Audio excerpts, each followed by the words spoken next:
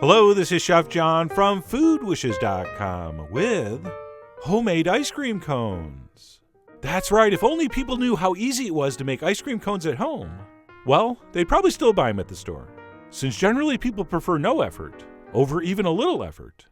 So we're not going to make our own cones because they're easier or cheaper or taste better, which, by the way, they do.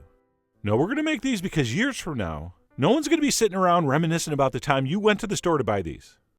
And besides, if you make your own homemade ice cream, which uses yolks, you're going to have a few egg whites sitting around waiting to be used.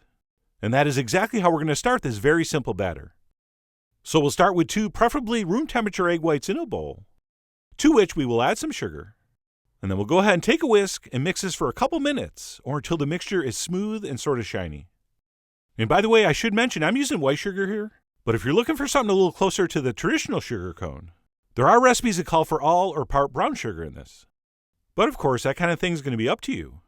You guys are, after all, the Rolling Stones of your homemade cones. So if you think brown sugar will make these taste so good, feel free to adjust. But either way, we're going to mix our egg whites and sugar together for a couple minutes until it looks like this, at which point we'll stop and add the rest of the ingredients, which will include a splash of whole milk, as well as a little touch of pure vanilla extract. And I believe that was exactly 15 small drops, also known as a quarter teaspoon. And then we're definitely going to need to add some melted butter, as well as a little touch of cold fresh water. And then we'll finish this batter up by tossing in some all-purpose flour. And then we'll grab a whisk and mix this until completely smooth. And if you're thinking to yourself, shouldn't there be a pinch of salt in this? Yes, there should be, which I forgot to add. So I stopped and tossed in a pinch and continued mixing. And then speaking of ingredients, no matter how much water and flour I call for, you may have to add some more water or flour to adjust the thickness of your batter, which is kind of hard to tell just by watching the whisking. So let me let this rest for a second while I grab a ladle and give you a better look at exactly what you're shooting for. And in general, err on the side of a little too thick, because if your batter is too thin, your cones are going to be too fragile, and they'll fall apart when you try to top them with ice cream.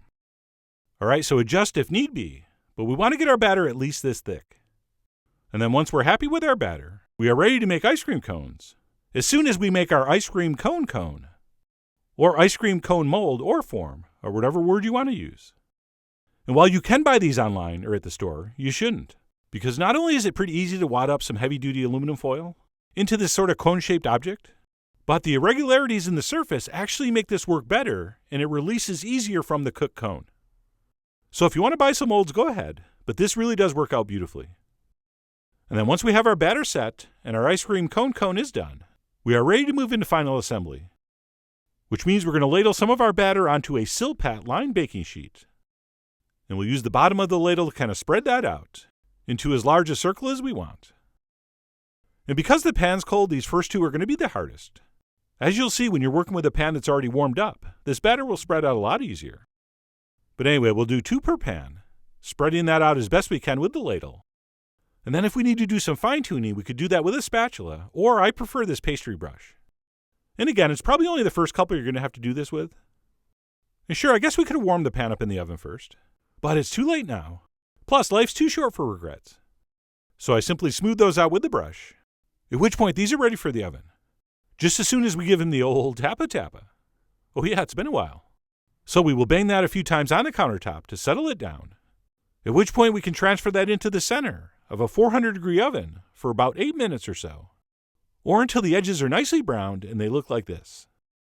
And then what we'll do as soon as these come out is grab a spatula and kind of go around making sure it's loosened from the pan.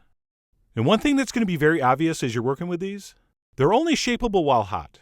Okay, as soon as these cool off, which is very, very quickly, they're going to turn hard and crispy. So we have to work fast here. Okay, so we'll loosen that with our spatula and then roll that up as shown. And as you do this, make sure you pinch the end to seal the bottom. And other than that, the only other tip I'd say is try to end up with the seam underneath. And really, that's it. In just a few seconds, that's going to harden up. And we are going to be the proud owners of one beautiful homemade ice cream cone. Except once it's done, do not leave it on the hot pan while you take pictures, because that side will soften up and flatten out, and it will look like this, which still looks pretty cool, but that it's not perfectly round would bother some people. You know who you are. And then very important before we try to shape the next one, we need to pop this back in the oven for about a minute. Otherwise, it's going to be very difficult to roll. Okay, this stuff really does need to be hot and soft before you shape it. Which reminds me, you may want to wear gloves for this, as this is fairly painful. I mean, it's worth it, but it's painful. So just a little bit of a heads up. You might burn your fingertips a little bit doing this, but the good news is next time it won't hurt as much. But anyway, I continued on with the rest of the batter, which I'm going to say is enough to make 8, but I ended up with enough batter to make this extra 9th one. And the reason I'm showing you this one is because you might think these are all easy and they rolled perfectly, but they don't, even if you've done this hundreds of times. Okay, first of all, I did a pretty bad job making sure it was loosened with the spatula. So it sort of got stuck, so I had to grab the spatula again to loosen it. And then my cone moved out of position, so I had to sort of shove that back in and continue on. But the moral of the story, despite all those challenges, the cone still came out quite beautifully. And as long as it's still hot and flexible, you can always reshape. So like I said, and as you can see, I ended up with 9. But this amount of batter will make anywhere between 8 and 10, depending on the size. And at this point, I'm going to go ahead and grab my ugliest one, so we can do a little bit of a taste and sound test, sans ice cream. And even though it might look a little thin and delicate, these things are surprisingly crunchy and sturdy. And in my humble opinion, more delicious than the store-bought. So I was very happy with how this came out. And by the way, you should do this test with your first one. Because if it does end up being too fragile and too delicate, just go ahead and add some more flour to your batter, which will make these thicker and more sturdy. So again, it's going to be up to you to adjust. And I'll remind you of that tip on the blog. But in the meantime, I'm going to proceed to the most predictable ending in Food Wish's video history. I'm going to go ahead and top this with some ice cream and eat it. And no, I didn't make my own chocolate ice cream for this. I mean, I could have. I just chose not to. But as maybe you saw in the last video, it did pair quite nicely with our frozen vanilla custard, also known as French vanilla ice cream. But whether you're going to enjoy this with homemade ice cream or not, I still really do hope you give this a try soon. So head over to foodwishes.com for all the ingredient amounts and more info as usual. And as always, enjoy.